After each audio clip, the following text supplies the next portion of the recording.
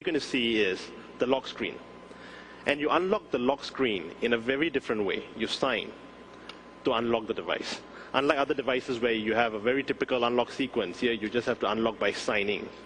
And when you sign in, you find that you are on a grid. The grid is your home screen. It's an endless space where you can throw around your apps the way you want it. I can move very quickly, or I can just pan around slowly the way I want. There are different clusters. There's a media cluster, there's a music cluster. Clusters are like folders. You organize it, you keep it the way you like it. So you don't have to page anymore like you do with the iPhone or the Android devices. Now you have an endless grid, and you can organize your apps the way you want it.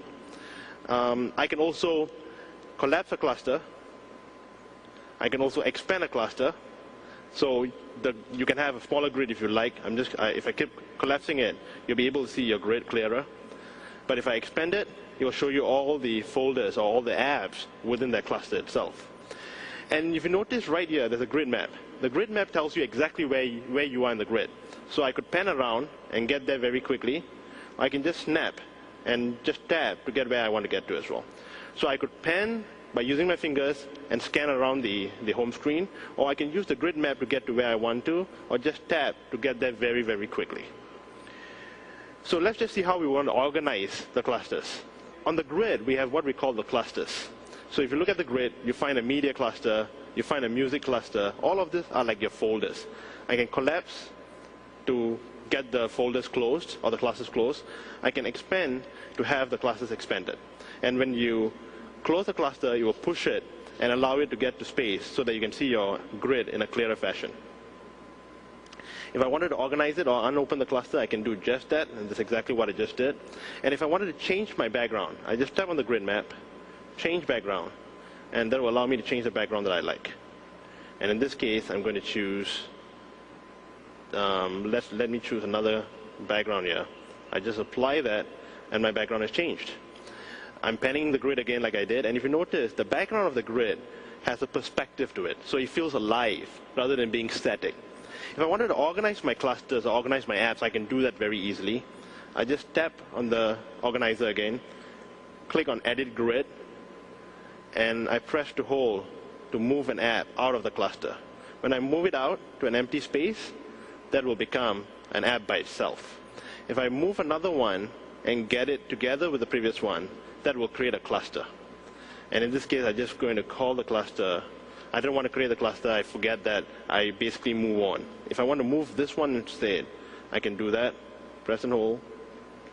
That helps to create another cluster again because I'm pairing it. And let's just leave it as group for now and say done. And that creates a new cluster called the group.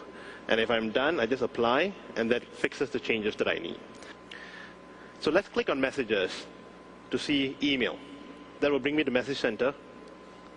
And there you have it, the traditional email, where I can scroll to see my different messages. Tap on that. That will bring up a new message. Tap on that. It changes the message view. But one of the unique things about our email is when you get attachments like this, I can just tap on the attachment, and that will zoom in and get into a photo view mode. Because it's an attachment and it's a photo, you now can view it in photo mode.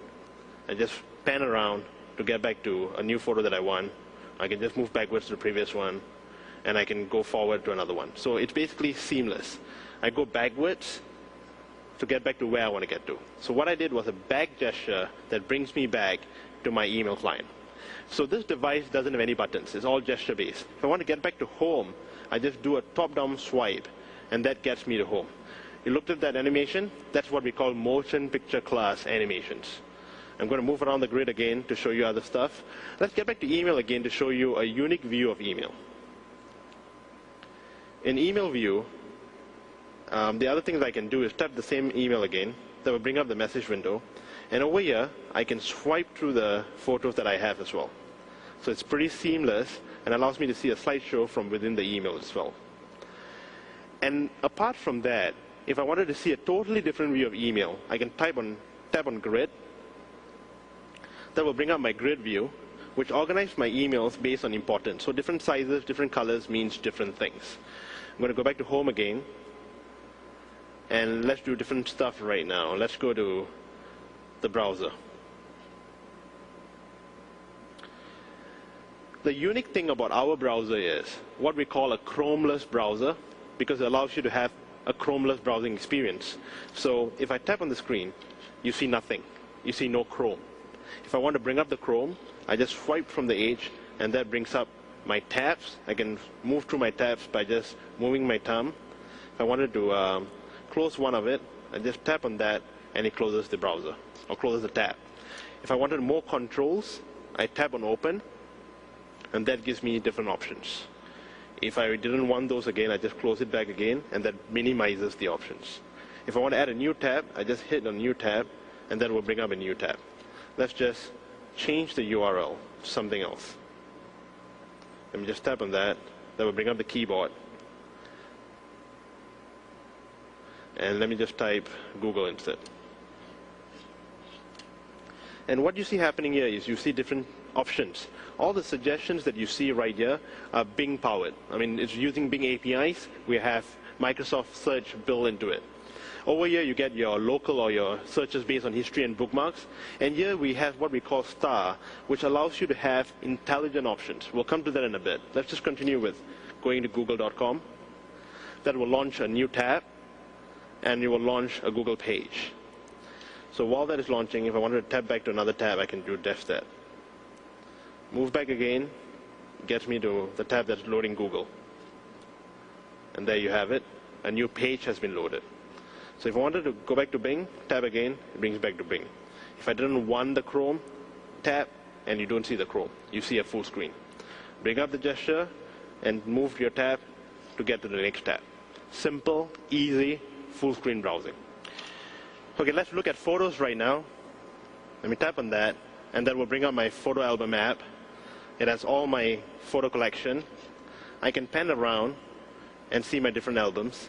It's almost like a light box. And if, let's say, I just click on one of these images, that will bring up my different photo albums. Tap on that, and that shows me different albums or different photos that I have from within the album itself. Easy swipes. If I wanted to do an edit of the photo, let's say I wanted to crop this photo, I just tap on crop, and I just have to cut where I want to cut. And that basically helps me crop the photo. I'm going to save it, and that will allow me to see a saved version of this crop photo. So I'm just going to do that again, and that saves the photo, and it loads the crop photo that I just did. As you can see, this isn't just another tablet. This isn't just another OS. Grid 10 is innovation.